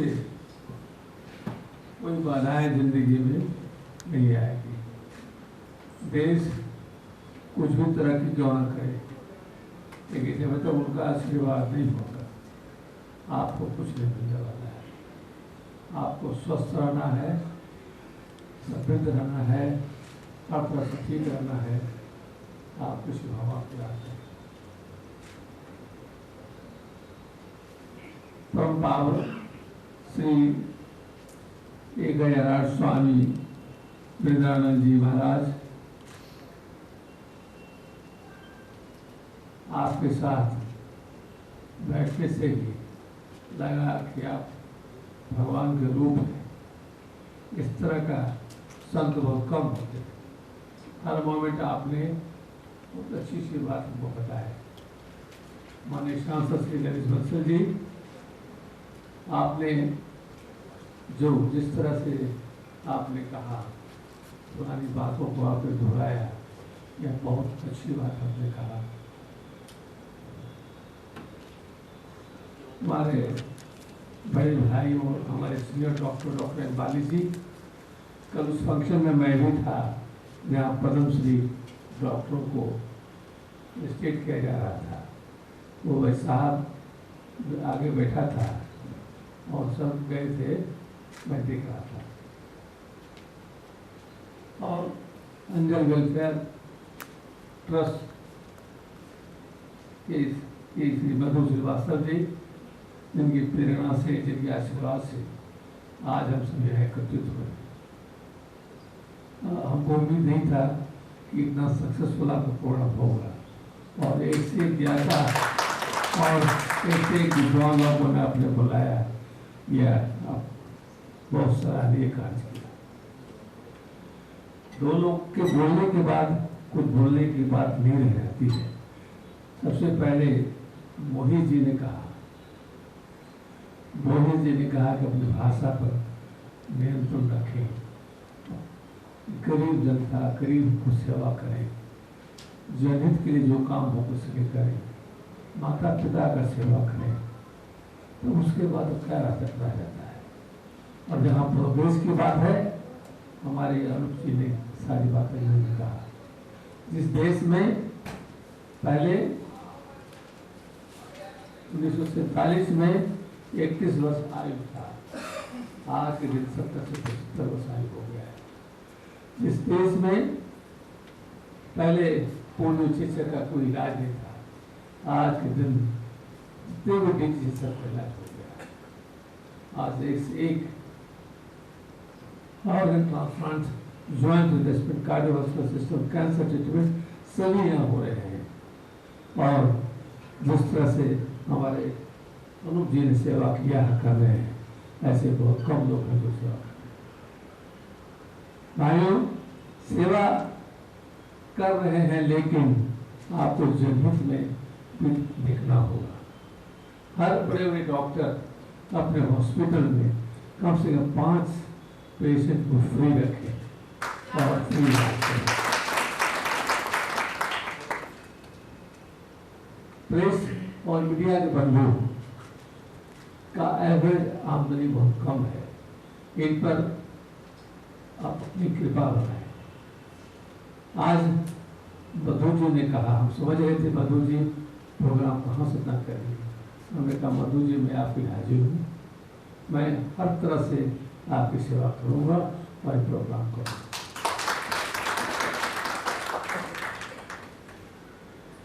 तो गरीब सेवा, गरीब ही जो है जो भगवान होता है। मैं 50 रुपये फीस लेता हूँ प्रोफेसर ऑफ सर्जरी, मैं रिटायर किया हूँ जस्ट 2 महीना पहले। पूरे देश में 50 रुपये आपको प्राइवेट क्लिनिक की फीस नहीं लेता है। बहुत आनंदित रहता हूँ। और मेरे 2 बच्चे, मैं कभी सोचा नहीं था, आज दोनों बच्चे उसी गरीब के आशीर्वाद के बदौलत आज प्रोफेसर सर्जरी है, प्रोफेसर ऑर्थोपेडिक सर्जन है। सर अनुज जी बड़ा लड़का आज बिहार में सबसे बड़ा लेप्रोस्कोपी सर्जन है। आज एक दिन में 5 से 10 लेप्रोस्कोपी सर्जरी करता है। छोटा वाला बच्चा भी 2-3 ऑर्थोपेडिक सर्जरी करता है। दोनों प्रोफेसर है मेडिकल कॉलेज में। और हमारी दोनों बहुएं जो हैं, एक रेडियोलॉजी में है, एक ENT में है। सभी बहुत अच्छे कर रहे हैं। हमको नहीं लगा था कि इतने अच्छे लोग करें, लेकिन आज के दिन जो गरीब का सेवा हमने किया और उसके बदौलत मेरा बच्चे आज बहुत अच्छा कर।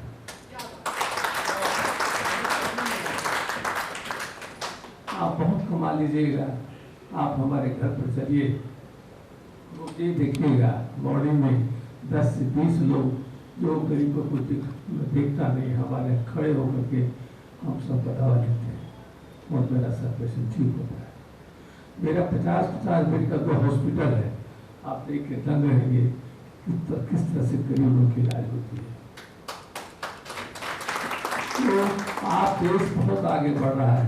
माननीय प्रधानमंत्री जी आयुष्मान भारत बहुत तरह के काम काज उन्होंने किया है, जो बहुत सारा कार्य किया है। हर मेडिकल कॉलेजेस में, बड़े बड़े हॉस्पिटल्स में ये सुविधा उपलब्ध है। लेकिन इसके बावजूद भी आपको सेवा करना होगा और दिल से सेवा करना होगा, उससे बड़ी कोई सेवा नहीं। मैं 30 सालों से प्रैक्टिस कर रहा हूँ। मेरठ मेडिकल कॉलेज से MS किया था और जब मेरठ में थे तो बगल के हॉस्पिटल में भी जाके काम करता था और हॉस्पिटल में 3 रात काम करते थे। हमारे यहाँ रोशनलाल गुप्ता विश्वास ऐसे विद्वान लोग थे। वो लोग कहते थे भाई तुम कहाँ से पटना से तक काम सीख के आए हो। और हमने कहा सर जो गरीब है ना, जिसका कोई देखभाल नहीं करता है, उसका हम देखभाल करता था। इसलिए कुछ भी करिए, देश प्रोग्रेस आज माननीय प्रधानमंत्री जी के इसे बहुत आगे बढ़ा है। लेकिन हमारा डॉक्टर समाज को एक ही आग्रह करूँगा, मैं 10 लाख डॉक्टरों का प्रतिनिधित्व करता हूँ। मैं जहाँ जाता हूँ मैं अपने डॉक्टर को ही करता हूँ, भाइयों लोभ मत करो, कमाने का एक लिमिटेशन रखो और अपने अस्पताल में कुछ गरीब पेशेंट का इलाज करो। तो इन्हीं प्रयास शब्दों के साथ मैडम ने आपने बहुत बड़ा काम किया और एक से एक विद्वान ने बुलाया और उन्हें पता था कि इतने अच्छे से वक्ता यहाँ आएंगे और इतने बड़े बड़े डॉक्टर यहाँ आएंगे। मैं सबको नमन करता हूँ और सैल्यूट करता हूँ और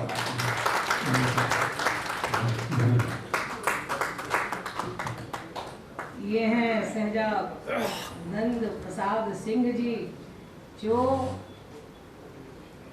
बात दिल से कह रहे हैं वो दूर तलक जाएगी। जो कॉर्पोरेट जगत के डॉक्टर्स हैं उनको सुनाई शायद दे जाए कि जो हम पत्रकार हैं, यहाँ पे काफ़ी लोग संख्या में उपस्थित हैं, तो हम लोगों से फीस ना ली जाए। हम तो उनकी वैसे ही हर तरह से मदद करते हैं। हम तो उनके 1 में 0 लगाते हैं, 10 नंबर ही हम ही तो बनाते हैं। वो तो एक ही नंबर होते हैं, फर्स्ट क्लास होते हैं, टॉपर होते हैं, लेकिन 10 नंबर ही हम बनाते हैं। इसलिए हम लोगों से कोई फीस नहीं ली जानी चाहिए। आज इस मंच से मैं आग्रह कर रही हूँ, यहाँ पे माननीय सांसद महोदय बैठे हैं जो हमारी बात जा करके संसद के अंदर कहेंगे।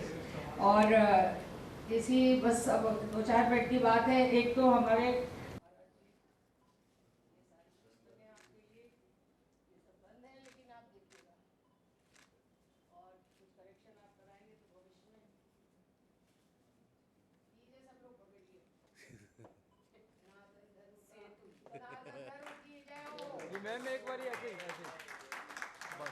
सामने इधर सर, डॉक्टर साहब प्लीज पकड़िए शॉल।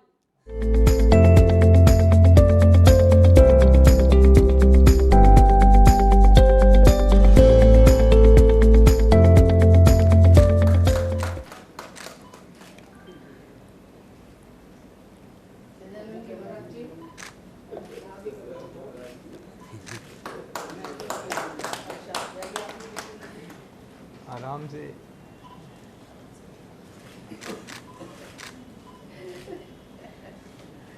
और एक अंत में हमारे एंजल वेलफेयर ट्रस्टी माननीय डॉक्टर आशीष साय जी भी आशीर्वाद लेंगे। आइए।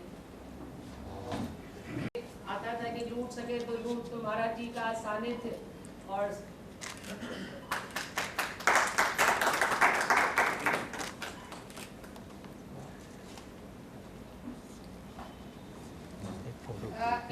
एक शब्द जो है वो आशीष जी कहें। मैं सिर्फ एक बात जी से डॉक्टर अनुप ने जो कहा कि हमारा आगे सुपर स्पेशलिटी बहुत आगे प्रोग्रेस किया, लेकिन जो जैसे सर ने बोला है डॉक्टर प्रसाद ने कि जो बेसिक डॉक्टर्स हैं उनका भी एक बहुत महत्व है इसमें। और जो मेरे हस्बैंड थे डॉक्टर दिनेश सहाय, वो ही वॉज चाइल्ड स्पेशलिस्ट, और अभी भी उनके जाने के बाद सिर्फ एक बात होती है कि जो पेशेंट मुझे कहता है कि जब हम चेम्बर में घुसते थे तो डॉक्टर साहब मुस्करा देते थे, उससे लग जाता था हमारा बच्चा ठीक हो जाएगा। तो शायद वो हम अगर पॉजिटिविटी लेके हर डॉक्टर चलता है और उसको मरीज को ये उसको लगता है कि भाई हम डॉक्टर को देख के शक्ल हम ठीक हो जाएंगे, तो वही शायद हमारा सबसे ज़्यादा योगदान है। सर्वप्रथम आपके भीतर प्राणवायु को मेरा नमन। माँ कविता यहाँ पर हुई। माँ एक शक्ति है। या देवी सर्वभूतेषु शक्ति रूपेण संस्था नमस्तस्यै नमस्तस्यै नमस्तस्यै नमो नमः। मधु जी की अगर माँ नहीं होती तो शायद हम सब लोग यहाँ पर नहीं होते।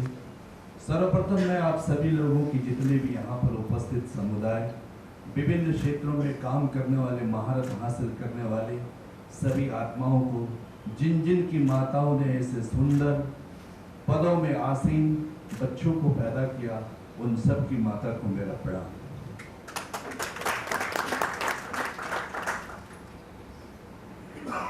बार बार मधु जी कह रही थी 700 किलोमीटर से मैं यहाँ पहुंचा।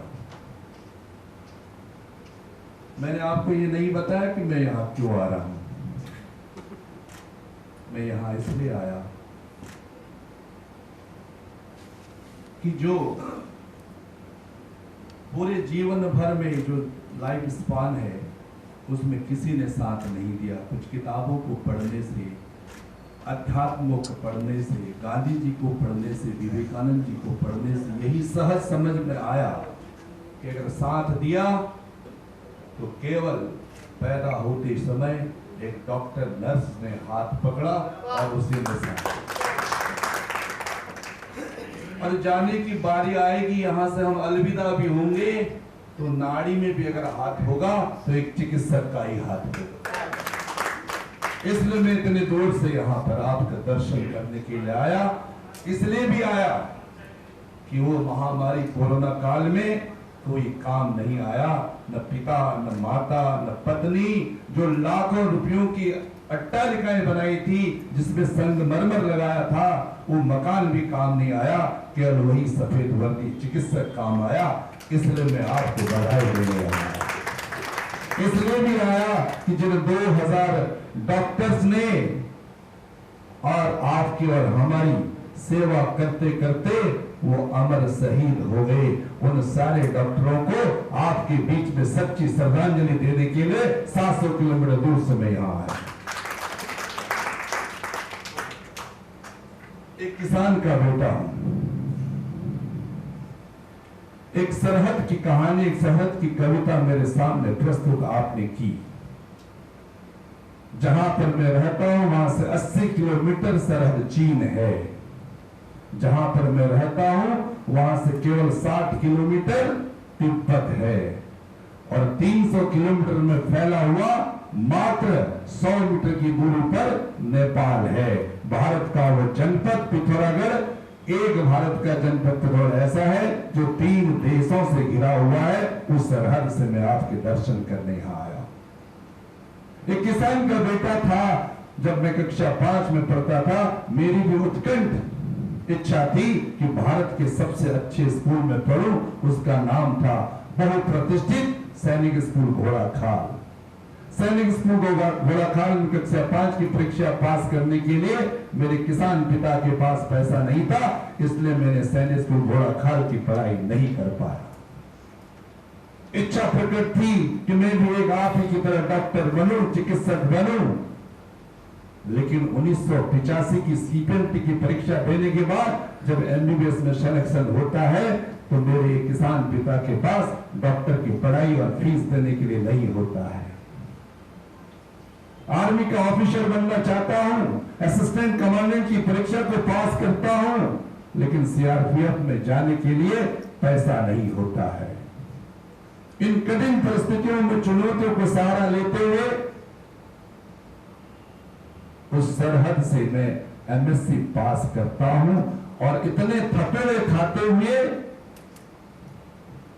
उत्तर प्रदेश अधीन सेवा चयन आयोग की ओर से इंटर कॉलेज का प्रिंसिपल तो बन जाता हूं, लेकिन वो आनंद नहीं है जो सच्चिदानंद में मिलता है, जो घनानंद में मिलता है। ऐसा एक आकाशवाणी का छोटा सा शायद जीवन में जो मेरे प्रारब्ध होंगे, इलाहाबाद यूनिवर्सिटी के अंदर कर जाकर के गंगा जी के किनारे जब योग कर रहे हैं तो वही प्रकट होते हैं महर्षि महेश योगी जी, जिन्होंने कहा तो डॉक्टर नहीं बनेगा न तो आईएएस बनेगा। जाकर के नोएडा में मेरे स्कूल सवाल 1990 का उन्होंने प्रोजेक्ट दिया, पूरे भारतवर्ष में 10,000 विद्यालय खोलने का मेरे को काम दिया, टास्क दिया। उन्होंने कहा हॉलैंड से 3 करोड़ रुपया प्रति विद्यालय के हिसाब से भेजेंगे और जाके पूरे भारतवर्ष में 10,000 विद्यालय खोलिएगा। लेकिन ऐसे भारत में हम पैदा होते हैं जो भारत और भारत को हम समझ नहीं पाते हैं और हम नहीं खोल पाए, सारे झुंड मुंड सारे खा गए। और 11 वर्ष तक उनके साथ रह करके अभी हमारे डॉक्टर साहब ने कहा कि अंदर से भी बाहर से भी हमको पवित्र करना है। अपवित्र पवित्र हुआ सर्वावस्थान गतो हुआ ये स्मृत फुलरी काक्षम सुभायाम तरह सूची। एक चीज समझनी पड़ेगी, नॉलेज स्ट्रक्चर्ड इन कॉन्शियसनेस। कहीं जाने की आवश्यकता नहीं है, ज्ञान तो चेतना में निहित है। अमेरिका का जाकर के ज्ञान प्राप्त नहीं हुआ। चरक संहिता हमें बताती है कि मेरी चिकित्सा पद्धति तो भारत में कई वर्षों पहले थी, तो अमेरिका हमारी चिकित्सा को तो छोड़ के ले गया। एटम बम तो कणाल वंश ने बना दिया था, लेकिन वही संसाधन नहीं थे। भारत तो अखंड है। भारत 1947 में आपको मिला, लेकिन आजाद हम कहां हुए? हमें तो खंडित भारत मिला। भारत तो कभी पैदा हुआ ही नहीं है। भारत तो अखंड है। भारत का तो जन्म हुआ ही नहीं। जिसका जन्म हुआ ही नहीं तो वो मरेगा कैसे मधु जी? मरेगा तो पाकिस्तान जिसका जन्म होगा। जिसका जन्म होता है वो मरता है, जिसका जन्म नहीं होता वो तो अखंड होता है। हमने जीवन में एक ही बात सोची, योगस्तः कुर्माणि कर्मसु कौशलम। हमें काम प्रैक्टिकल करना पड़ेगा। जहां 8 लाख लोगों के बीच में मैं जहां रहता हूं, वहां पर आज भी एक पैरासिटामोल की गोली नहीं। अब बात कर रहे हैं रोबोट चिकित्सा। मेरे वहां पर लोग जब कहीं पहाड़ी से गिरते हैं तो केवल मरने का इंतजार करते हैं। मैं उस भारत के उस अंतिम गांव से आया हूं। मैं चाहता हूं कि हमें प्रैक्टिकल आपके सामने बात करूं। मैं केवल 11 साल काम करता हूं। महर्षि महेश योगी जी के साथ मैंने 11 साल काम किया और मैंने उससे भी बड़ा संत खोजने की कोशिश की और भारत की राज्य की प्रिंसिपल की सेवा से सेवा निवृत्त होकर के, जिसको मैंने स्वैच्छिक सेवा लेकर के मैंने अपना स्कूल खोलना प्रारंभ किया। ताकि मैं कुछ शिक्षा दे सकूं।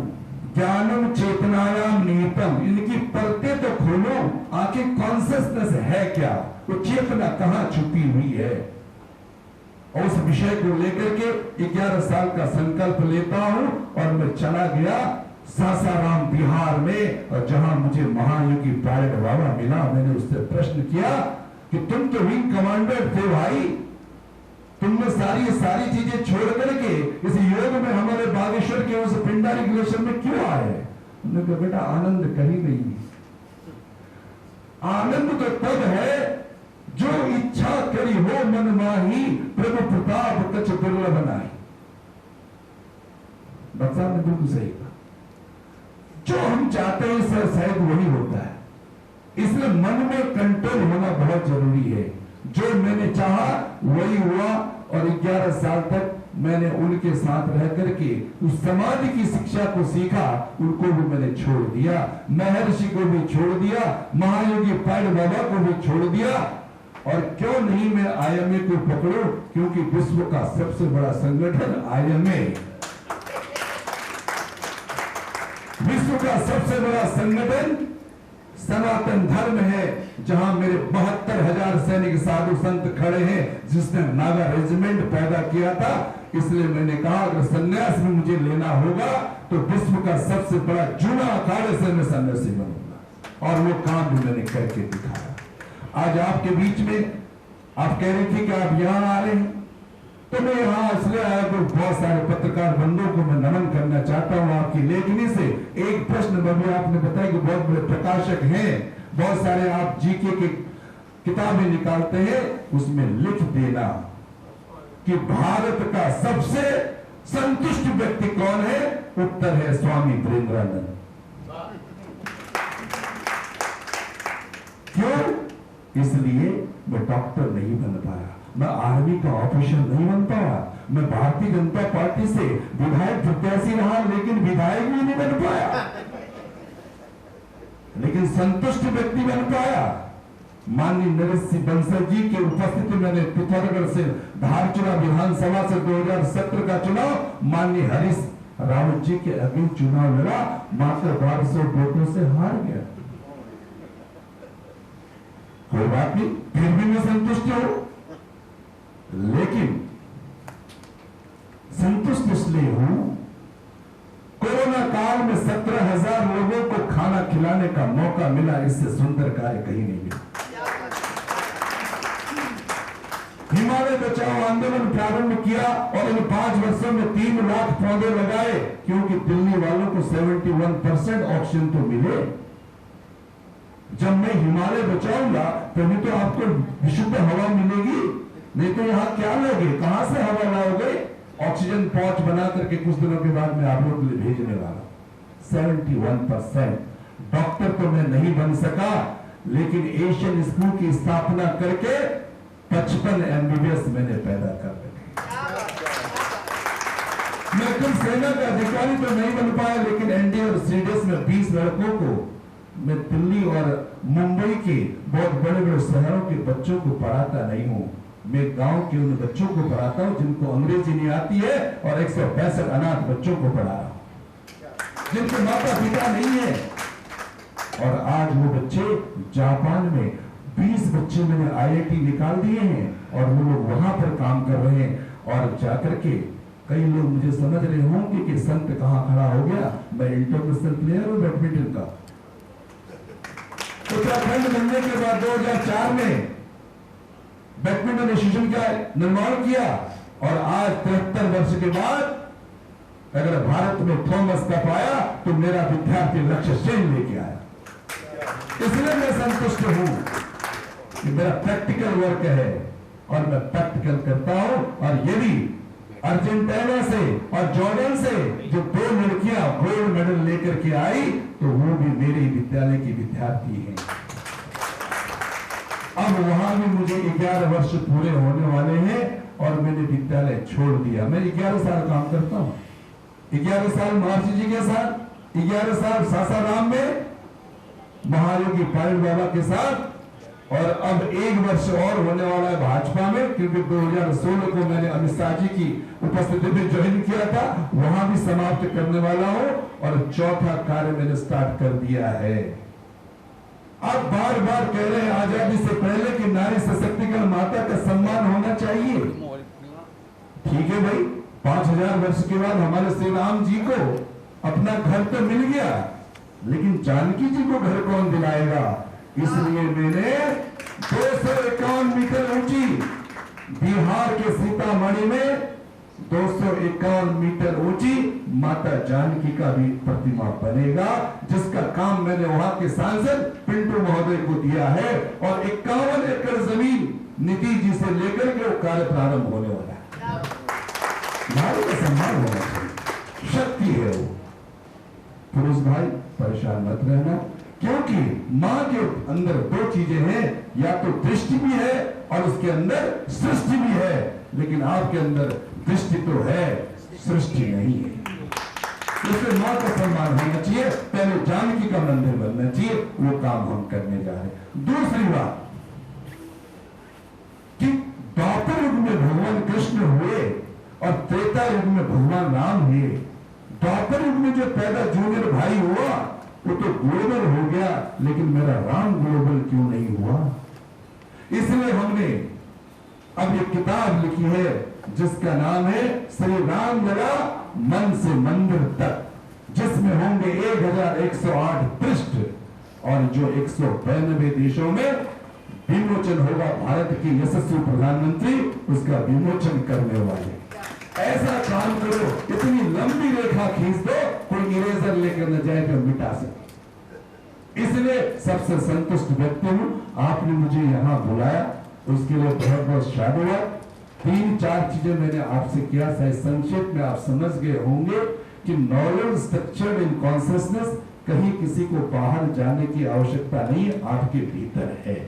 दूसरा मैंने कहा कि योगस्थः कुरुकर्माणि, आप योग में स्थिर होकर के काम करता है। मेरा डॉक्टर सर्जन होता है, वो भी जब कोई ऑपरेशन करता है उससे पहले उसको याद करता है आखिर वो कौन है, आखिर वो कौन है जिसको कहता है इसके लिए बचाना है, और उस योग में स्थिर होकर के कर्मश कौशलम, तब वो कैंची चलाता है तो अपने योग में स्थिर होकर उस कार्य को करता है।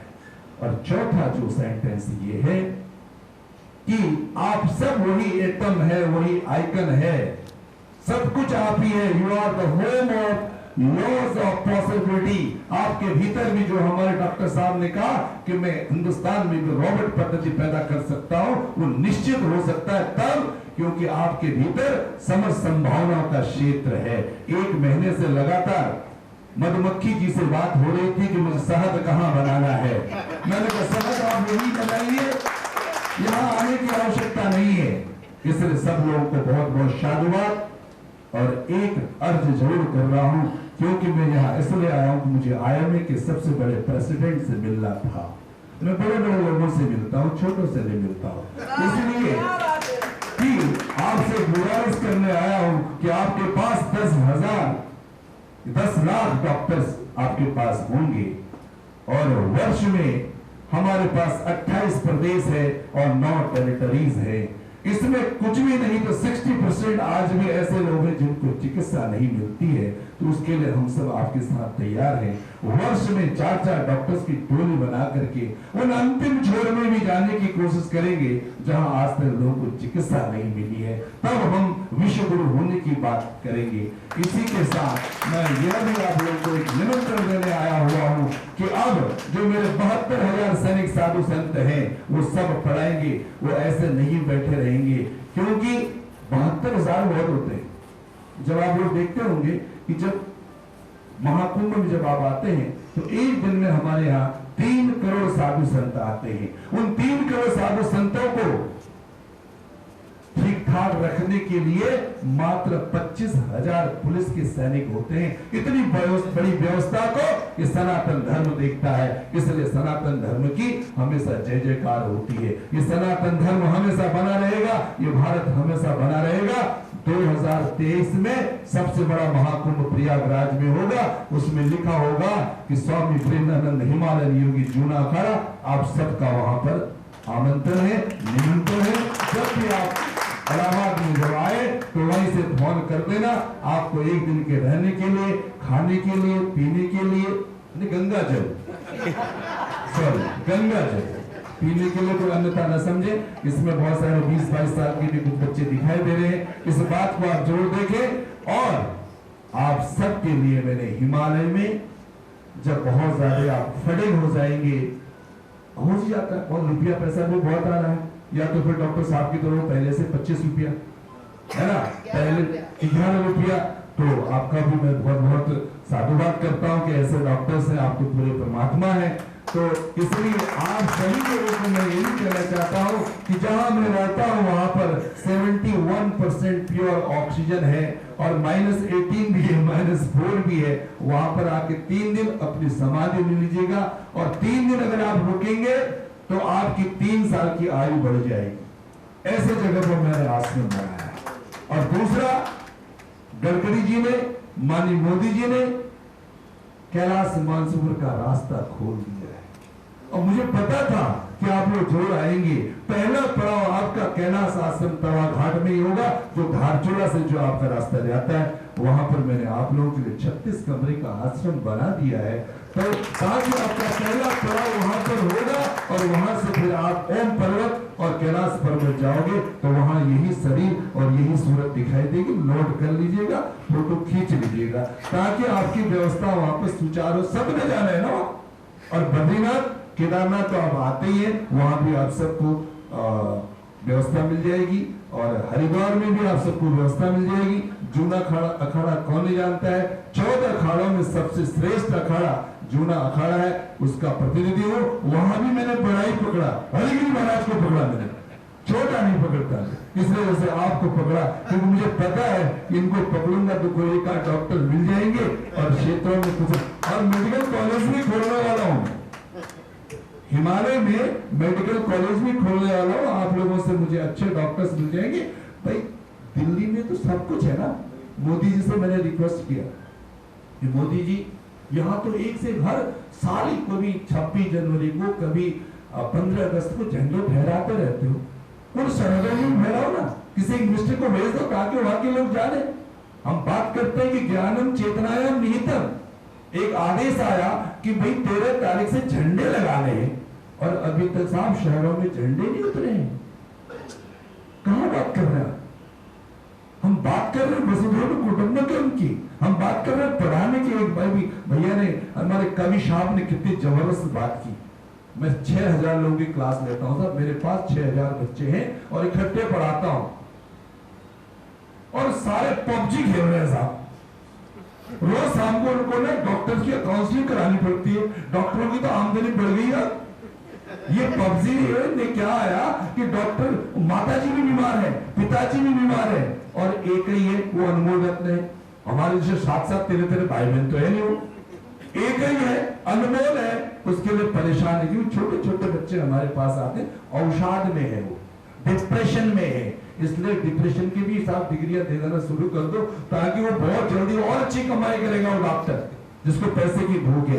इसलिए वसुधैव कुटुंबकम की बात करते हुए अपनी वाणी को समाप्त करता हूँ। आप सबको हिमालय में निमंत्रण देता हूँ, जहां भी आप आए। और नमो नारायण, आपके बहुत बहुत साधुवाद, आपने इतना सुंदर कार्यक्रम किया, इसके लिए सभी अतिथियों को मेरा प्रणाम।